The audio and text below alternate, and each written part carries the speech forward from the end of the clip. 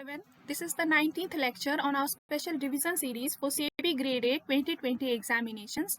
In this lecture, we will be studying the Companies Amendment Act 2020 Part 3. So we have already prepared videos for Part 1 and Part 2 of the Amendment Act. So you can go through those videos first and then come to Part 3.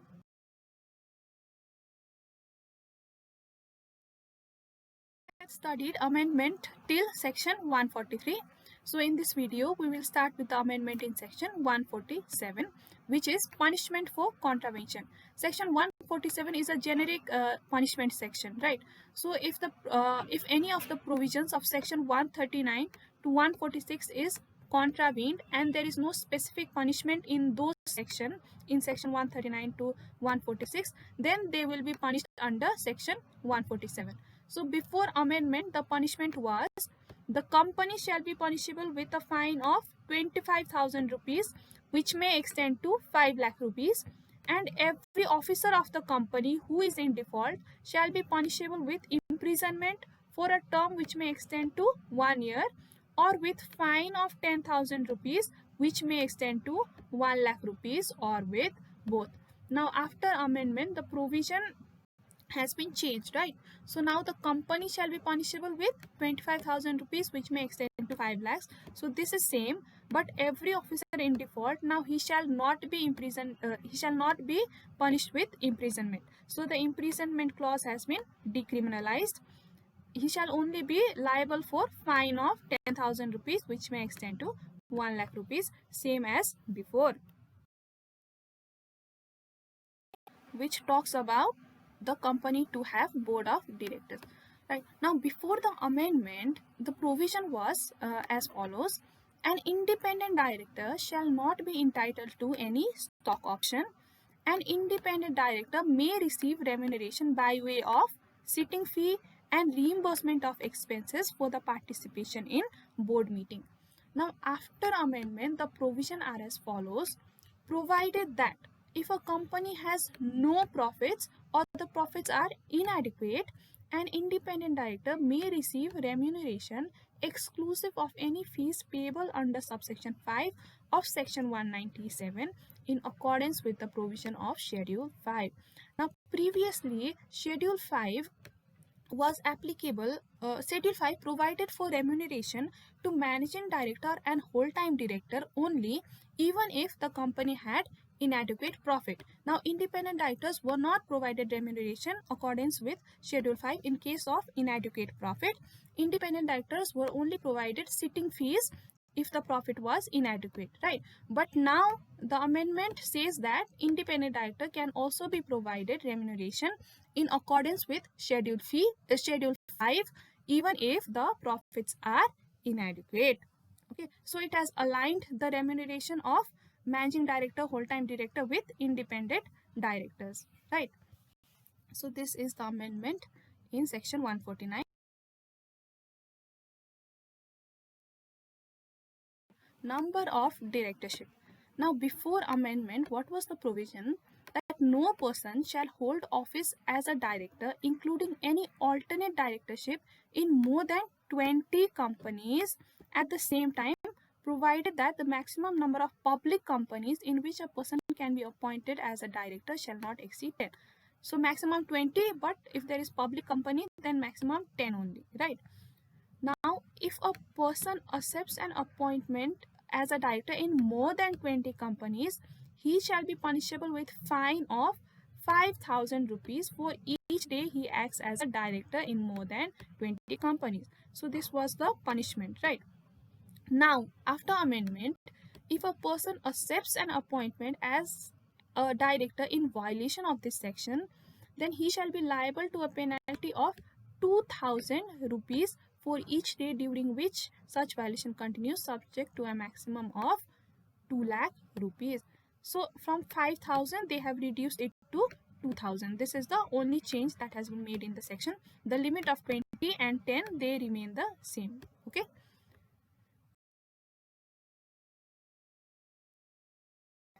Vacation of office of the director.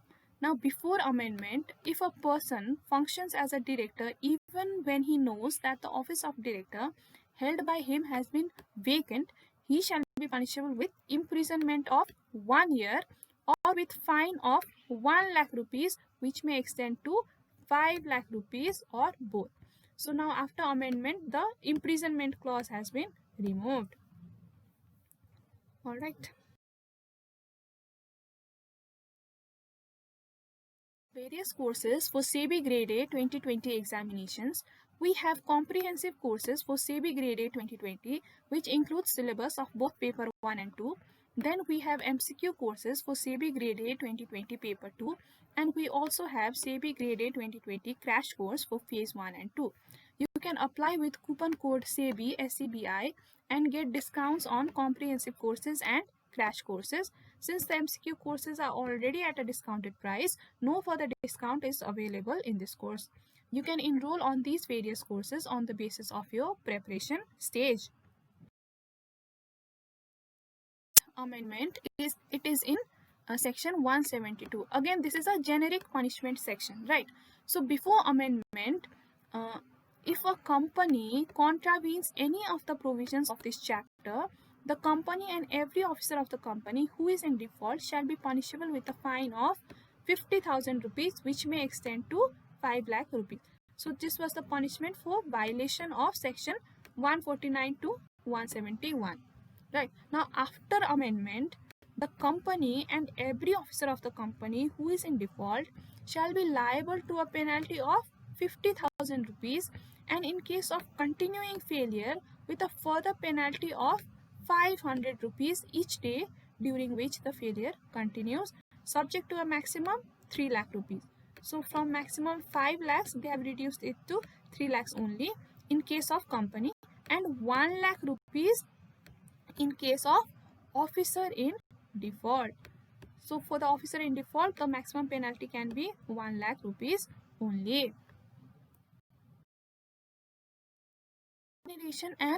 Nomination and Remuneration Committee and Stakeholder Relationship Committee.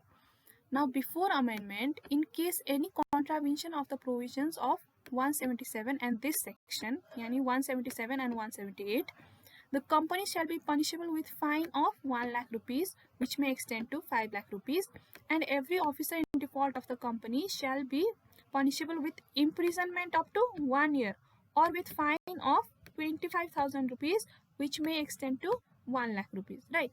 Now after amendment, in case of any contravention of provision 177 and this section, the company shall be liable for fine or penalty of 5 lakh rupees. So now there is no minimum maximum. A fixed amount of 5 lakh rupees shall be fixed, right, penalty, and every officer of the company who is in default shall be liable for penalty 1 lakh rupees. Again, this amount is also fixed, and the imprisonment clause, this has been removed.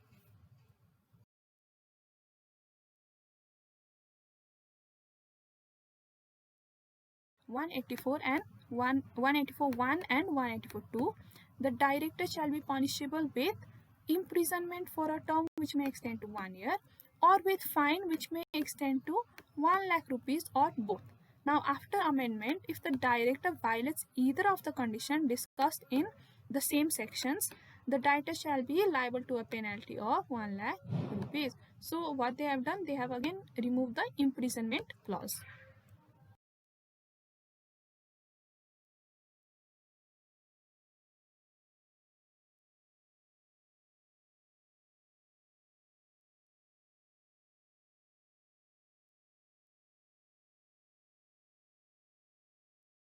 Now moving on to the next amendment, section 187, investment of company to be held in its own name. Right. So before amendment, if a company contravenes the provision of this section, the company shall be punishable with a fine of 25,000 rupees, which may extend to 25 lakh rupees. And every officer of the company who is in default shall be punishable with imprisonment up to 6 months or with fine of 25,000 rupees, which may extend to 1 lakh rupees or with both. Right. Now after amendment, the company shall be liable for a penalty of 5 lakh rupees. So they are fixed. There is no minimum maximum. Right. So fixed penalty, and every officer of the company who is in default shall be liable to a penalty of 50,000 rupees. So this has also been fixed, and again the imprisonment clause has been removed. The next amendment is in section 188, which is related party transactions.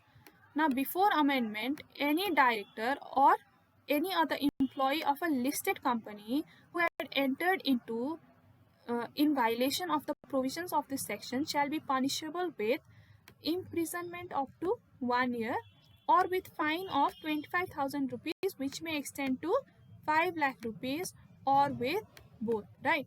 Now after amendment, a director or employee in case of listed company shall be liable to a penalty of 25 lakh rupees. So they have fixed the penalty.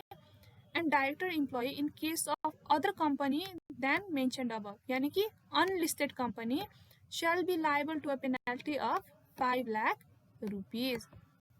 Now they have again segregated into listed and other companies, and the penalty are different for listed. Obviously penalty will be heavier for listed companies because they are bigger companies, right? So penalty is 25 lakhs, and for other companies the penalty will be 5 lakh rupees only.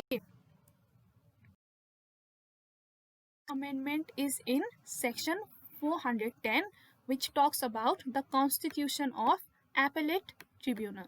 Now before amendment, the central government shall constitute an appellate tribunal, to be also known as the National Company Law Appellate Tribunal, consisting of a chairperson and judicial and technical members not exceeding 11.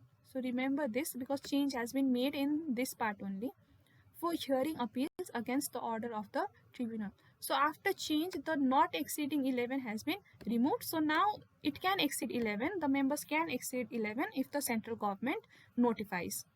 Okay. New section has been inserted, which is section 418A, which talks about the benches of appellate tribunal. So let's look at what is the addition. Okay, let's look at the wordings one by one. The powers of the appellate tribunal may be exercised by the benches thereof to be constituted by the chairperson, provided that a bench of appellate tribunal shall have at least one judicial member and one technical member. So I hope you are understanding this. It's very easy, right? So bench shall have at least one judicial and one technical member. The benches of appellate tribunal shall ordinarily sit at New Delhi or such other places as the central government may, in consultation with the chairperson, notify, and provided that central government may by notification, after consultation with chairperson, establish such number of benches of the appellate tribunal as it may consider necessary to hear appeals against any direction, decision or order referred to in section 53A of the Competition Act 2002 and under section 61 of the Insolvency and Bankruptcy Code 2016. So this is very easy. There's nothing difficult in this amendment, right? So a new section has been introduced which talks about how the central government can constitute benches of appellate tribunal, right? And what are the powers that are given by the central government to the appellate tribunal. Video. So these were all the amendments that were applicable to your syllabus. So I hope you've understood the amendments, and if you like the video, if you found the video useful, then do like and share the video and subscribe to our channel for more videos on different topics of SEBI Grade A 2020 examinations. Thank you.